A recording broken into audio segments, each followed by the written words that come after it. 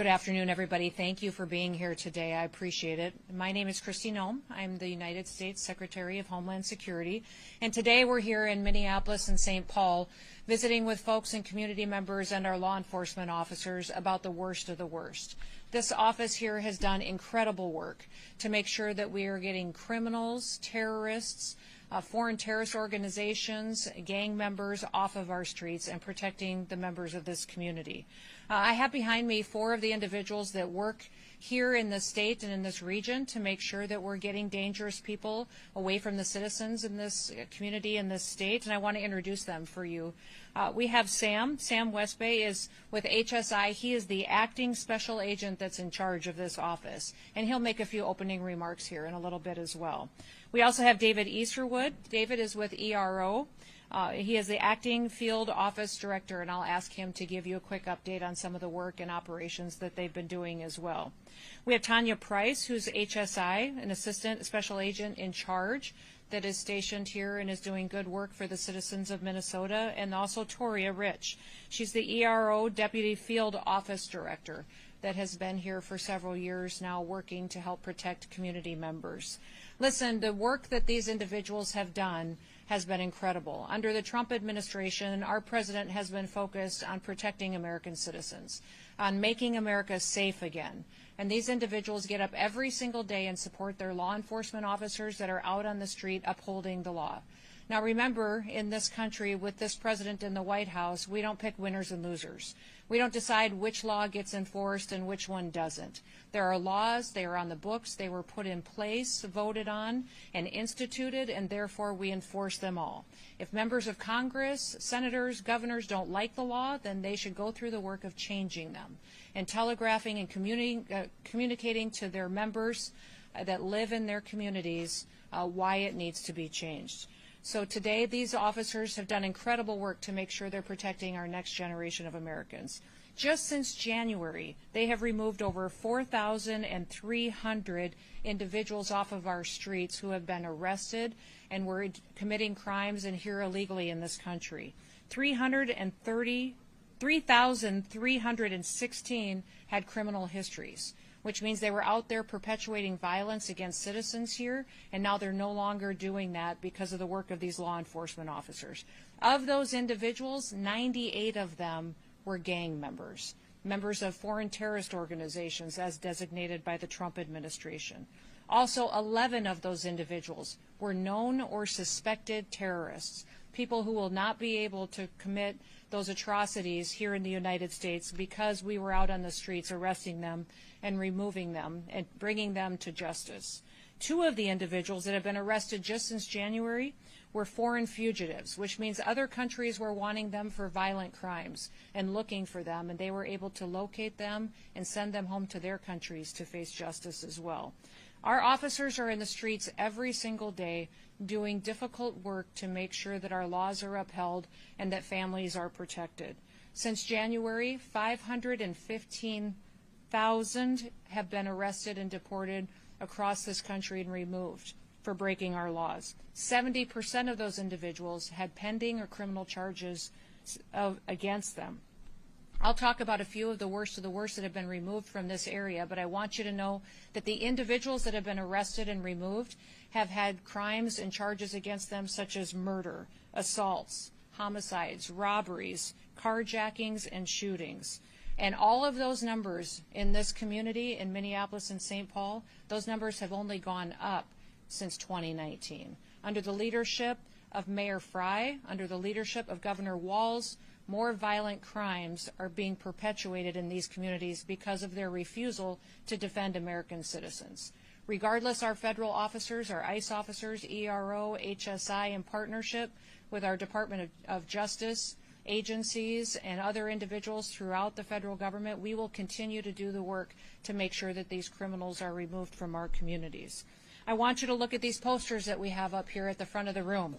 One of the individuals, his last name is Munoz. He's from Mexico, and he was brought in and arrested for charges of homicide.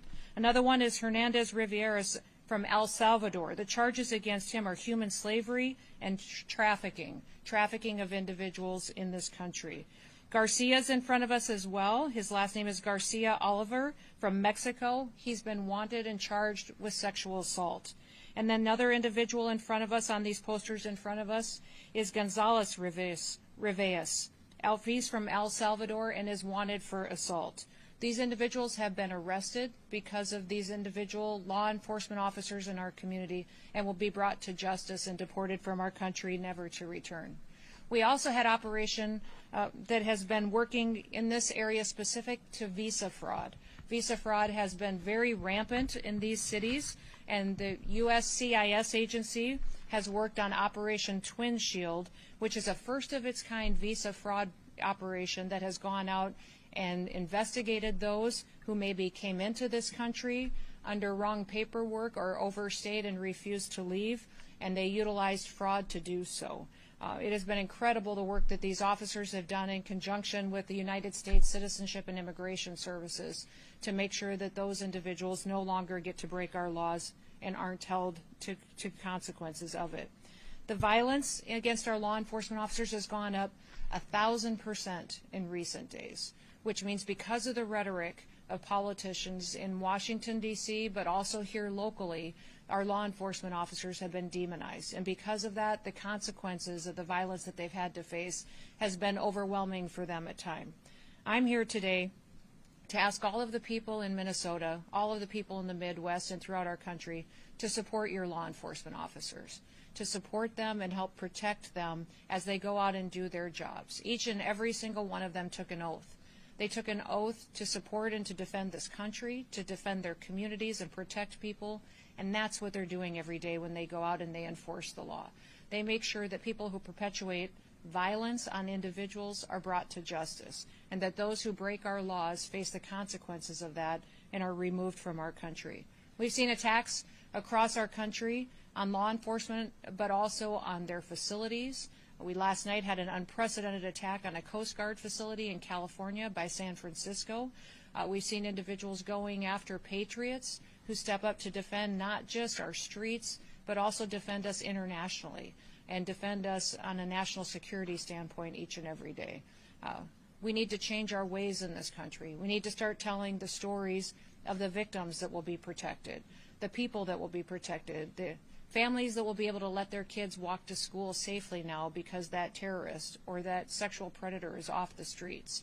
We need to start talking about these families that need justice for the lost loved ones in their lives. And we need to make sure that we're talking and sitting at a table coming up with solutions on what we can do to make America safe again. Violent protests, violent attacks and riots, and attacks on our law enforcement officers shouldn't be happening in this country. This country was founded on freedom and liberty and raising individuals who can be examples to others of the way that we should live. The Midwest and the Minnesota has always been proud of that, and I think that we can continue to set an example by new agreements that we can reach with law enforcement agencies, but also this city and this governor, by making sure that we're enforcing our laws and that we have partnerships together. In fact, we've been very encouraged by the fact that we have one of our local counties that has signed a 287G program to help us be able to make sure we're getting criminal, illegal aliens off of our streets and out of our communities and off of our roads so that we can protect individuals going forward. The people of this state deserve peace, and I'm hopeful that we'll continue to see that through the good work of these law enforcement officers in front of us.